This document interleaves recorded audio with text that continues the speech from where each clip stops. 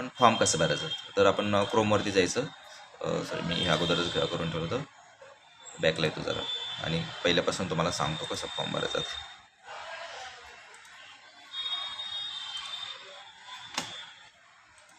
आपण क्रोमवरती गेलो. अतिशय सोपा फॉर्म आहे. क्रोमवरती आपल्याला आपले सरकार हे पोर्टल आपण ओपन करायचं. ओपन केल्याच्यानंतर पहिलीच विंडो आहे आपले सरकार, याला क्लिक करायचे.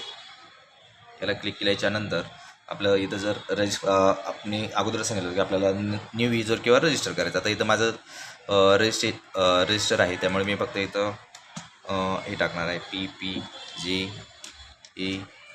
आणि U असं टाईप केलं. जे हे आहे तेच इथं आपल्याला डाउनलोड करायचं. त्यानंतर डिस्ट्रिक्ट आहे आपला आहे पुणे, मी पटपट सांगतो जरा पुणे. त्यानंतर आपण लॉग इन करायचं.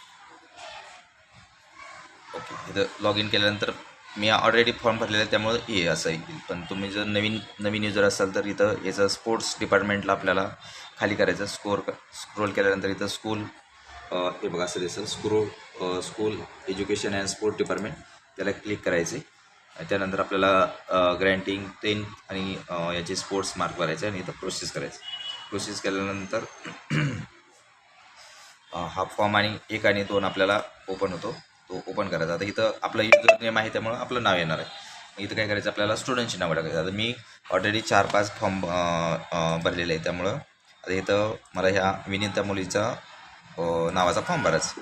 तर मी काय केलेलं आहे, टायपिंग करत बसण्यापेक्षा इथं चौधरी असं मुलीचं जे नाव आहे ते इथूनच कॉपी करायचं. कॉपी केलं मी, डायरेक्ट तिचं नाव इथं टाकलं आहे. ओके, असं पेस्ट केल्याच्यानंतर जो काय ॲड्रेस असेल तो हा फॉर्म आपण भरत जायचा आहे अशा पद्धतीने. त्यानंतर तो सबमिट करायचा. इथं सर्टिफिकेटला आपण सेल्फ केला तरी चालतं.